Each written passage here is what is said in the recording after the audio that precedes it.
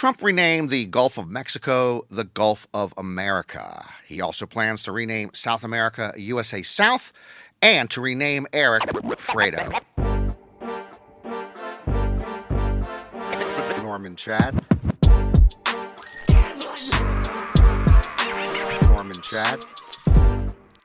Welcome to Gambling Mad with Norman Chad. I am Norman Chad. Coming up today on the program, once again, we give no love to Eagles fans and Philadelphia. We give lots of love to our Mount Rushmore of old school snacks. And we get no love from Fox Sports loudmouth Colin Cowherd. Gambling Mad, as always, brought to you by Fritos, picked fresh off of Central California trees every morning, delivered directly to your local retailer each afternoon. And by the refreshing taste of Fresca. Fritos and Fresca. It's a meal. Donald Trump is now the 47th president of these United States. I know this to be true. I read about it on X. In this special edition of Trump Tittle Tattle, let's go through all the damage the twice impeached, somewhat felonious former reality TV show star has inflicted on the declining American empire in his first days occupying Mar-a-Lago North. Cue the music!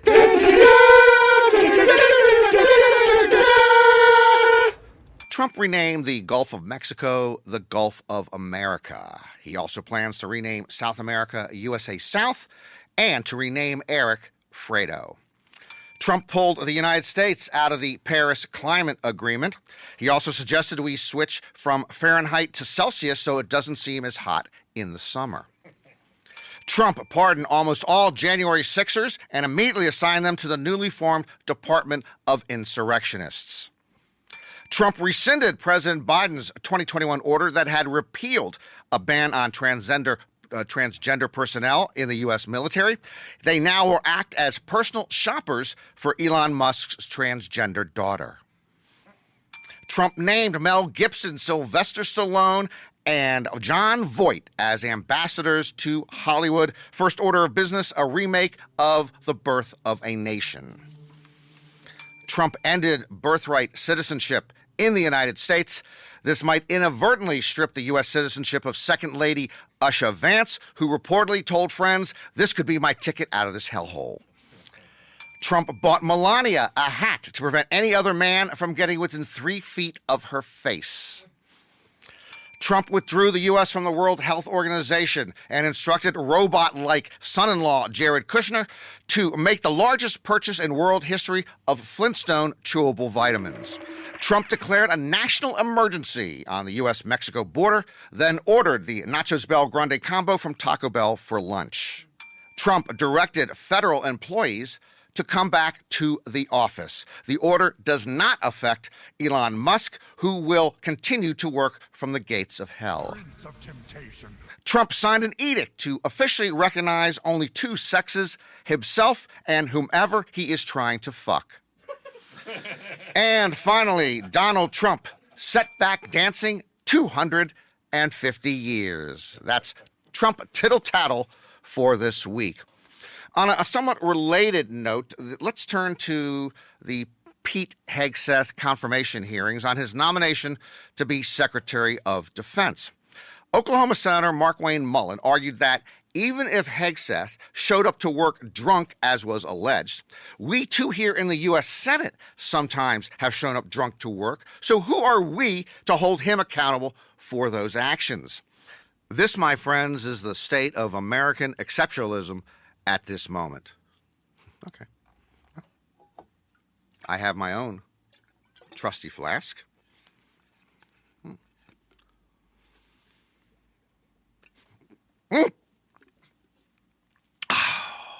Oh, dang. That's some good stuff. It's now clear to me that Pete Hegseth or myself can oversee the military.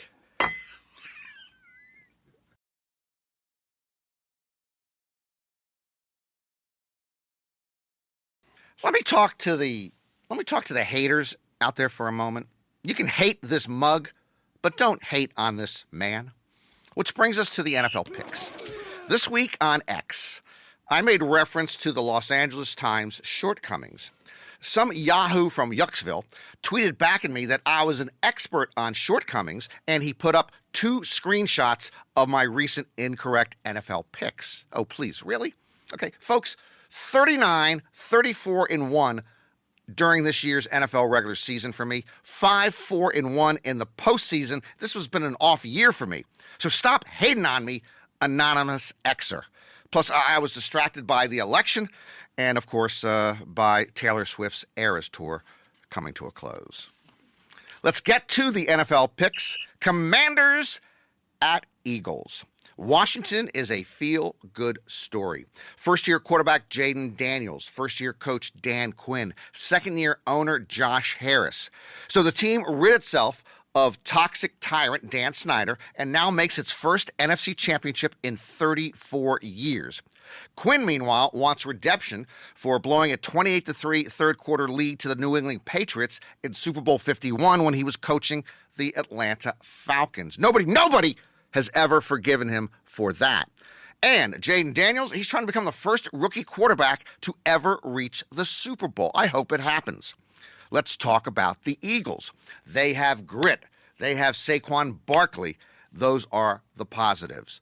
Let's talk about the negatives. To paraphrase W.C. Fields, I once spent a year in Philadelphia one weekend. Eagle fans are usually among the bottom 3 in the NFL, competing with Jets fans, Raiders fans, Patriots fans, just to be the most obnoxious crowd out there. Bills fans, for instance, they deserve something good to happen. Eagles fans, Philadelphia fans do not deserve to see the Eagles get to the Super Bowl for the 3rd time in 8 seasons. You know, I don't care about Betsy Ross. I don't care about the Rocky Steps. I don't care about the Declaration of Independence. The city of brotherly love? No. The city of boorish brothers who would boo a sunset. And I just read that 52% of Philadelphia adults are functionally illiterate. 52%. That's a landslide. I am going to take the Commanders in this one, plus 6 points against the Eagles. The Bills are playing at the Chiefs. Let's start with an amazing stat. The Chiefs did not score more than 30 points a game in any game this season. The Bills have scored 30 or more points in 13 of their 19 games. The Bills beat the Chiefs in Buffalo 2 months ago, 30-21, handing the Chiefs their only real loss of the season. That was then, this is now and then, things change. And so this is what I can tell you right now. With Patrick Mahomes at quarterback, the Chiefs are playing in their 7th consecutive AFC Championship game. That is remarkable.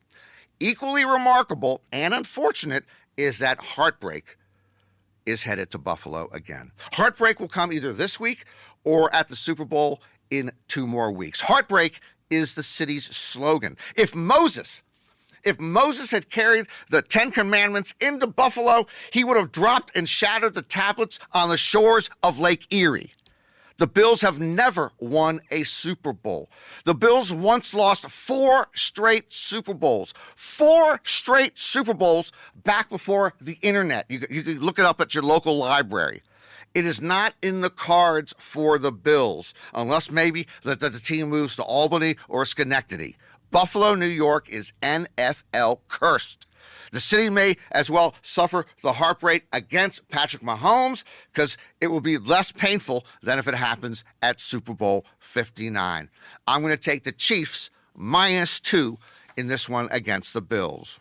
Here is the true story of a man turning a bad day into a good day in a very unexpected fashion. An Anne Arundel County, Maryland technician was driving on a Maryland highway when a vehicle cut him off, nearly causing an accident. He made a mental note of the other car's license plate number, perhaps to later report it. Instead, the man ended up at Doc's F&B Liquors in Glen Burnie later that day, and he decided to play the Maryland State Lottery. He bought 10 $1 tickets for the Pick 5 game, and on every ticket, he used the offending automobile's license plate number. The man went home and went to sleep. After waking up the next morning, he checked the lottery app on his phone for the winning numbers. and found out he was $500,000 richer. Thank you very much to Ed Silverstein from casino.org for this story. Okay, what have we learned here? I think we've learned a very important lesson. When we have a problem on the road, say someone cuts you off, we often do one of three things. We honk the horn long and hard, or we flip the bird to the other driver, or we try to catch up to the other car so we can cut them off. All of this, frankly, dumbass road rage that accomplishes nothing. What we should do is memorize the license plate of the other motorist, find the nearest lottery vendor, and play those numbers. What's the worst thing that can happen to you? You waste a few bucks, and the best thing? You win $500,000, and you're going to Sizzler. A couple of years back, Southwest switched its free snack option on flights. Instead of peanuts or pretzels, Southwest went entirely to graham crackers. Not just any graham crackers. They went with Remy's, the Dawn Perignon of graham crackers. Now, I didn't know this. This cinnamon graham cracker tastes amazing. Okay, so amazing, like many other people, I then went online to see where I could buy them or find them. Two unusual things. One, they're only sold in these 1-ounce packages. Two, they are so popular, they're often sold out. So when they finally came back in stock, I bought a case. 144 of them, okay, for my home.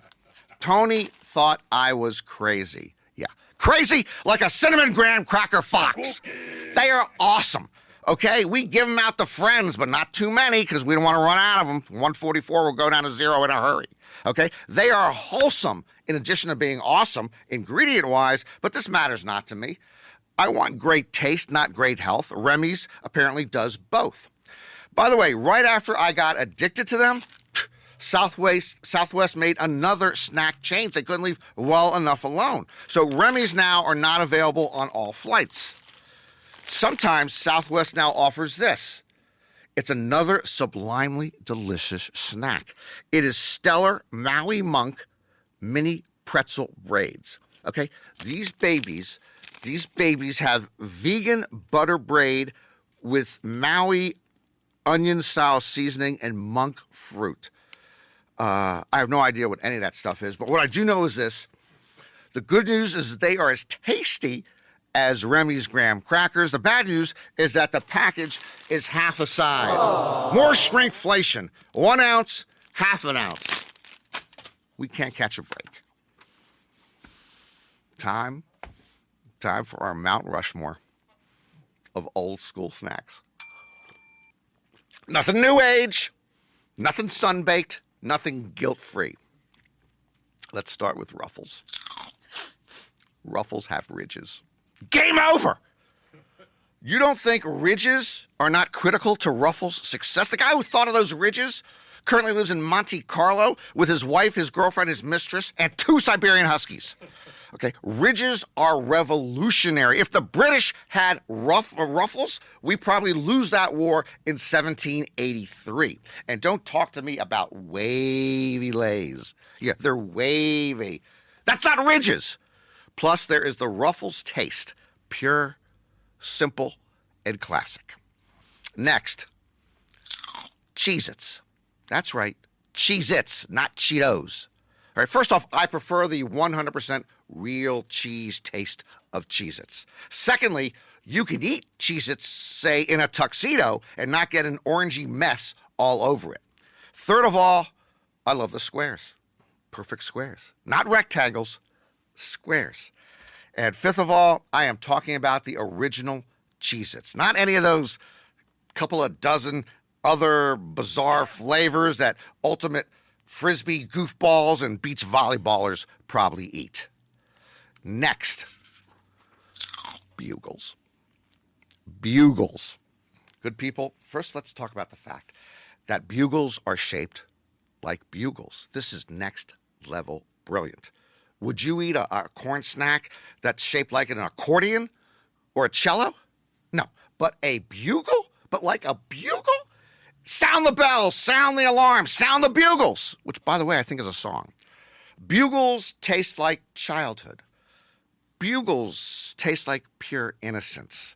There is no equivalent taste on the market. It is beyond distinctive. It is unique. No one has ever tried to duplicate or replicate Bugles. Can't be done.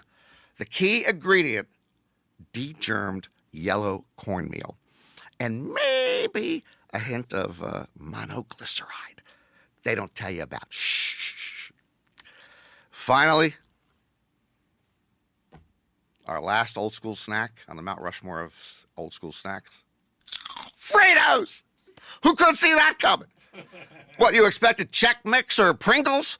Fritos are picked daily off of Central California trees. When you eat Fritos, you do not have a problem for the rest of the day. Not great for dipping? Then get Fritos Scoops, you dingleberries. Plus, the smell of a single Frito is a proven aphrodisiac. That's one of the 2 reasons the ladies always love to come home with the man. I am the man. There you have it, your Mount Rushmore of old school snacks: Ruffles, Cheez-Its, Bugles, and Fritos. You ever wonder why sushi costs so much? Well, a 608-pound bluefin tuna sold at auction in Tokyo earlier this month for $1.3 million. That is $2,100 a pound. Budget-conscious diners might want to lay off the sashimi for a while and take a harder look at Applebee's $9.99 chicken sandwich with endless fries and endless drinks meal deal. A Michelin-starred Japanese sushi restaurant chain was the big buyer here, and this bluefin was an Oma tuna, considered the black diamond of tuna fish. FYI, after the tuna was caught and before being euthanized, it requested Wagyu filet mignon with a side of tater tots for its last meal. I got a DM on X this week from a Steve Finley from Berkeley, California, who wrote to me, "I heard you mention on Gambling Mad you love Colin Cowherd. How can anyone love this guy? He's too smug and he's too Hollywood and he acts like he is never wrong." I have a ton of respect for Colin Cowherd. He knows how to make an argument, how to build an argument, no matter how ridiculous. He knows how to run a sports talk show. He's well prepared. He actually thinks before he talks. You know, I say all this despite the fact that Colin Cowherd did me dirty once. I'll tell you what happened. When he started at ESPN Radio about 20 years ago, and this is before he switched over to Fox Sports, ESPN, just shoved me onto his show for once a week NFL picks, which is, what I do here now. I loved going on there. I loved the banter with Colin, and several people I know told me that they really enjoyed the segments. When we were coming up on the next NFL season, I realized I had not heard from Colin's people yet. So I emailed my contact there the week the NFL was starting. He emailed me back that Colin had decided to go in a different direction. So it goes. Now, I have been fired many times, but this one hurt more than the others because I wasn't even being paid. I mean, you know that they really don't think much of what you're doing when it's not even a financial decision. I was working for free and they still didn't want my work. Anyway, I still listen to Colin from time to time. I don't think he listens to me. Colin now, by the way, now has his own media company called The Volume, and they run a lot of different podcasts on there. So when I was starting this podcast, I tried to contact him, but I never heard back. It wouldn't even cost him a penny, and he still doesn't want to hear my voice. Before we wrap up, I'm going to say this one time and one time only. I don't want to see your feet on my next flight. I've got nothing against feet. They're probably my 4th or 5th favorite body part. But wanted to become standard to take off your shoes, take off your socks, and let those footsies fly near my face. The French philosopher Voltaire once said, "I should like to lie at your feet and die in your arms." Voltaire was an idiot. I don't care if it's first class or economy plus. I don't care if it's Swiss Air or Alaska Air. I don't want to see you barefoot in 17A when I'm in 17C. This ain't the beach or a steam bath or Thanksgiving dinner at Marjorie Taylor Greene's home. Heck, back in the day, my grandparents would dress up. Used to dress up when they took a flight. Now, everybody is stripping down. Well, two can play that game. The next time someone goes barefoot in my row, I am going bare-chested. I believe we'll be talking emergency landing. And that will do it for another edition of Gambling Mad with Norm and Chad. Hope to see you again next time. And remember, if you're going to roll the dice, make sure they're loaded.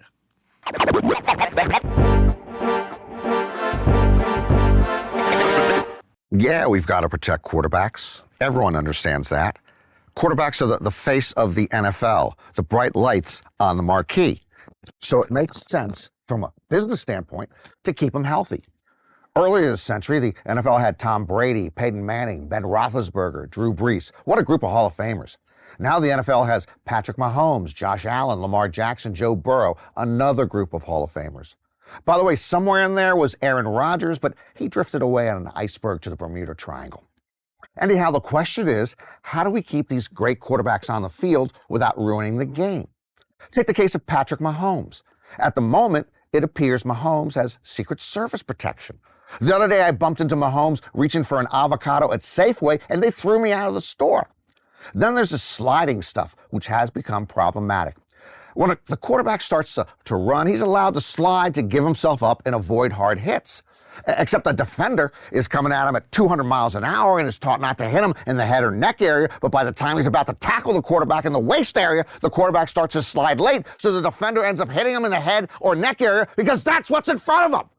The defender can't stop his momentum on a dime. Hey, if you are about to penetrate your sexual partner and a building alarm goes off, you can't just pull on your pants and run out of the hotel room. We're men. It's football. Let them play. Let them hit people. Let them play and let them hit people. You don't want people to get hit. Start the National Backgammon League because you pansy asses are making me gambling mad.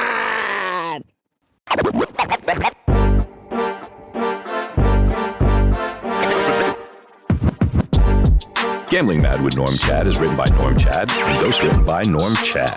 Executive producer John Scheinberg, Rick Barrio-Dill, and produced by Norm Chad and Rick Barrio-Dill. Associate producer is Bree Coury. And on editing, Asher Pride. Audio, video, engineering, and studio facilities provided by 360 Pod Studios Beverly Hills and Slap Studios LA. If you want to complain to Norm about anything, make sure to reach out at Gambling Mad Show anywhere you get your socials and at Gambling Mad with Norm Chad on YouTube. And if you really want to get at him, send a message to